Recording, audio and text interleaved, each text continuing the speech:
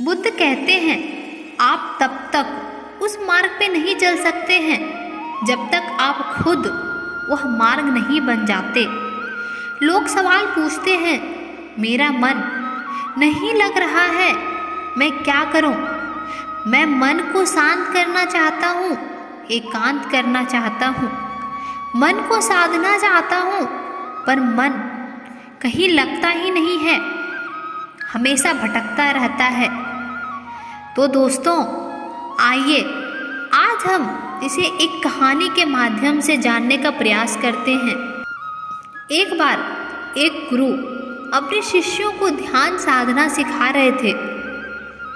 तभी एक शिष्य बोला, हे गुरु, मैं कुछ समझ नहीं पा रहा हूँ, क्या मैं आपसे कुछ पूछ सकता हूँ? गुरु ने कहा, हाँ पूछ सकते हो।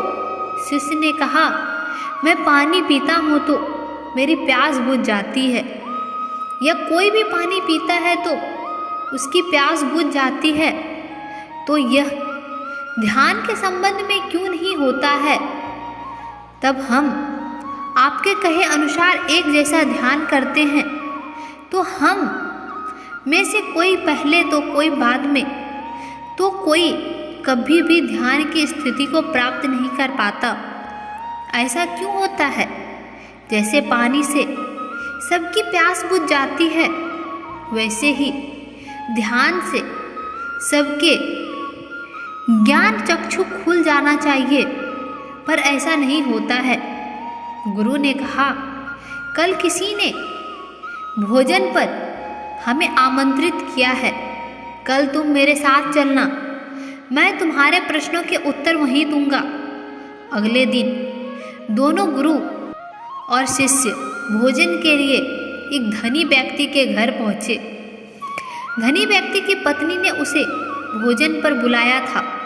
दोनों भोजन करने बैठ गए। उन्हीं के साथ उस स्त्री का पति भी भोजन करने बैठा हुआ था। उसने अपने सभी नौकरों पर चिल्लाकर कहा कि यह क्या बेकार सा भोजन बना रखा है, इसमें कोई स्वाद नहीं है। वह भोजन की थाली फेंक कर नौकर से कहता है कि जाओ दोबारा ढंग का भोजन बनाकर लाओ। धनी व्यक्ति के पत्नी ने उन दोनों गुरु शिष्य से क्षमा मांगकर उन्हें भोजन परोसने लगी। दोनों ने भोजन किया। गुरु ने अपनी थाली में 2 रोटी छोड़ दी। गुरु ने उस स्त्री से कहा कि बेटी, क्या तुम मुझे ये 2 रोटी बांध कर दे सकती हो? स्त्री ने उस रोटी को बांध कर दे दिया। इसके बाद दोनों वहाँ से निकल गए।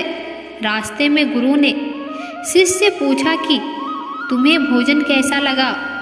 शिष्य ने कहा, भोजन स्वादिष्ट था, मुझे पसंद आया, मुझे भोजन करके बहुत अच्छा लगा।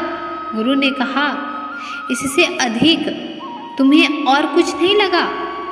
शिष्य ने कहा, इससे अच्छा और क्या लग सकता है? गुरुदेव, मेरी भूख मिट गई है और मेरा पेट भर गया है। गुरु ने कहा कि भोजन तो अच्छा था, पर उस स्त्री के पति को पसंद क्यों नहीं आया? भोजन तो अच्छा बना था, भोजन एक ही था, तब उसे पसंद क्यों नहीं आया? शिष्य ने कहा, आप ठीक कहते हैं गुरुदेव, मैं तो कुछ समझ ही नहीं पा रहा हूँ, आप ही कुछ बताएं।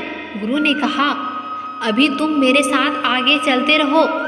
गुरु शिष्य चलते चलते बहुत दूर निकल आए थे। शिष्य ने गुरु से कहा, गुरुदेव, हम हमारे आश्रम के मार्ग पे तो नहीं हैं, फिर हम कहाँ जा रहे हैं? गुरु ने कहा, बस चलते रहो। बहुत दूर चलने के बाद एक फटेहाल व्यक्ति गुरु के सामने आ गया और उनके चरणों में गिर गया और बोला, हे परमात्मा, मेरी मदद करो, मैं 3 दिन से भूखा हूँ, मैंने कुछ नहीं खाया है, आप कृपया कर मुझे कुछ खाने को दे दे। गुरु ने उस व्यक्ति को एक पेड़ के नीचे बैठाया और उन 2 रोटियों को निकाल कर दिया जो उस महिला ने उन्हें बांध कर दिया था। रोटी को देखते ही उस गरीब व्यक्ति के आंखों में चमक आ गई। उसने तुरंत उन 2 रोटियों को खा लिया। खाते समय उस व्यक्ति के आंखों से आंसू निकल रहे थे। वह रो रहा था और खाता जा रहा था और हाथ से इशारे कर कह रहा था जैसे वो किसी अदृश्य शक्ति को कह रहा हो कि तेरा धन्यवाद। उस रोटी के लिए खाने के बाद उसने गुरु को प्रणाम किया और धन्यवाद कहा। गुरु ने उस व्यक्ति से पूछा कि भोजन का स्वाद कैसा था। उसने कहा, स्वाद तो कहीं था ही नहीं, केवल जीवन था, परमात्मा और ईश्वर था। यह रोटियां नहीं थी, यह तो साक्षात जीवन था। यह कहकर वह व्यक्ति वहाँ से चला गया। गुरु ने शिष्य से कहा, देखो भोजन वही था, लेकिन एक व्यक्ति को उसमें स्वाद नहीं आता, तुम्हें उसमें स्वाद आया। तुम्हें भोजन पसंद आया, लेकिन वही उस व्यक्ति को इस भोजन में स्वाद नहीं आता, बल्कि वह इसमें ईश्वर परमेश्वर और जीवन को देख लेता है। इससे पता चलता है कि व्यक्ति और भोजन के तृप्ति में भी अंतर है। पहले व्यक्ति की इसमें कोई तृप्ति नहीं होती, तुम्हें थोड़ी तृप्ति होती है, और इस व्यक्ति को अनंत तृप्ति होती है। ऐसे ही ध्यान के संबंध में होता है। जिसको जितनी ज़्यादा प्यास होती है वह उतनी ही जल्दी मार्ग बना लेता है। उस व्यक्ति के जिज्ञासा का समाधान हो गया था, उसके प्रश्नों का उत्तर मिल गया था, लेकिन हमें हमारे प्रश्नों का उत्तर नहीं मिला है। प्रश्न था, मन क्यों नहीं लगता है? जो लग जाए वह मन नहीं है, मन का स्वभाव ही है भागना। जब हमारे पास कोई चीज अत्यधिक होती है तब मन उससे भागने लगता है। जैसे उस धनी व्यक्ति का मन जो उस भोजन से भाग रहा था, जो उसके लिए आम बात थी। लेकिन जब कोई चीज हमारे पास सीमित मात्रा में होती है और हमें मिल भी जाती है, तब हमारा मन उससे जुड़ा भी रहता है और हम उस चीज़ की थोड़ी बहुत अहमियत भी रखते हैं। जैसे उस शिष्य का मन जो उस भोजन से थोड़ा बहुत जुड़ा हुआ था, तो उसने उस भोजन के स्वाद को भी जाना। लेकिन जब हमें कोई चीज़ चाहिए होती है और वह हमारे पास नहीं होती है, तो पहले हमारा मन उस चीज़ के लिए बहुत ललायित रहता है। वह हर हाल में उसे पा लेना चाहता है। लेकिन जब कोई चीज़ प्राणों से जुड़ी हो, जैसे कि वह 2 रोटी, और जब बात प्राणों पे आ जाते हैं तब मन गायब हो जाता है। तब आप स्वाद नहीं देखते, भोजन का प्रकार नहीं देखते, तब आपको सिर्फ भोजन चाहिए होता है। तब आप एकाग्र हो जाते हैं। भोजन के लिए जो मिले उसी में आपको आनंद आ जाता है। स्वाद हो ना हो, आपके प्राण अंतर तक उसे स्वीकार कर लेता है। और यह तब तक होता है जब मन नहीं होता। हम हमारे मन को लगाने की बहुत कोशिश करते हैं। कुछ पढ़ाई में लगाने की कोशिश करते हैं, तो कुछ अपने काम में लगाने की कोशिश करते हैं। लेकिन आपने देखा होगा कि मन कहीं नहीं लगता है, और यह लग भी नहीं सकता, क्योंकि इसका काम किसी चीज़ में लगना है ही नहीं, बल्कि इसका काम है आपको भगाना इधर से उधर। एक चीज़ आपको मिली तो दूसरे चीज़ पर ले जाना, दूसरी चीज़ मिली तो आपको तीसरे चीज़ पे ले जाना। मन संतुष्टि को नहीं जानता है, वह केवल पाना जानता है। पाने के बाद भूल जाना जानता है। जो मिल गया है उसे छोड़ देने की आदत होती है। जो छूट गया उसे फिर से पाने की आदत मन की होती है। अपनी जिंदगी के पिछले हिस्सों को देखें और जाने कि क्या आपका मन कहीं लगा है, कहीं रुका है, या वह केवल आपको अभी तक भगा रहा है और आप भाग रहे हैं। अब सवाल आता है कि अगर मन का काम भागना या भगाना ही है तो क्या जिंदगी भर हम भागते ही रहेंगे? क्या हम कहीं नहीं रुकेंगे?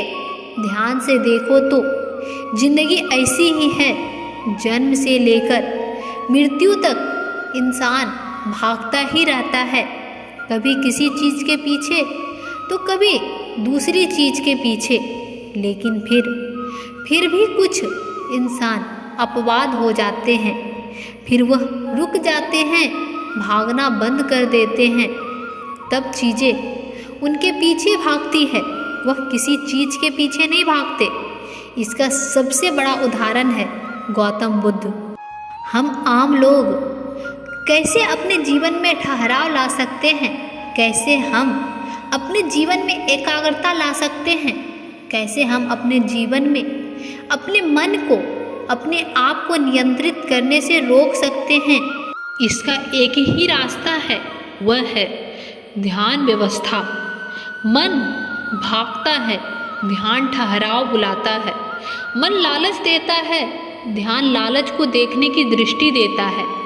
मन कहता है दूसरी चीज को पकड़ लो, ध्यान कहता है जो मिला है उसे जान लो। ध्यान एकाग्रता लाता है, लेकिन ध्यान को लेकर भी हम भ्रमित रहते हैं। ध्यान का मतलब आंखें बंद कर बैठ जाना ही नहीं है। एक छोटी बच्ची बहुत अच्छी बांसुरी बजाती है और जब बांसुरी बजाती है तब उसके सुर में खो जाती है, तब उसका मन गायब हो जाता है।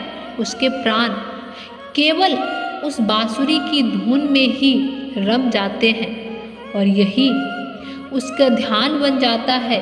लेकिन ऐसा इसलिए होता है क्योंकि इस लड़की को उस बांसुरी में रस आता है, आनंद आता है। यही उसकी प्रकृति है, वह वही कर रही है जो वह हो सकती है। एक अध्यापक है, जब वह अपने छात्रों को पढ़ाता है तो उसमें खो जाता है। वह अपने प्राणों से उस पढ़ाने का आनंद लेता है, उसमें उसकी रुचि है, यही उसकी प्रकृति है। जब वह पढ़ा रहा होता है तब उसके मन में कोई हलचल नहीं होती।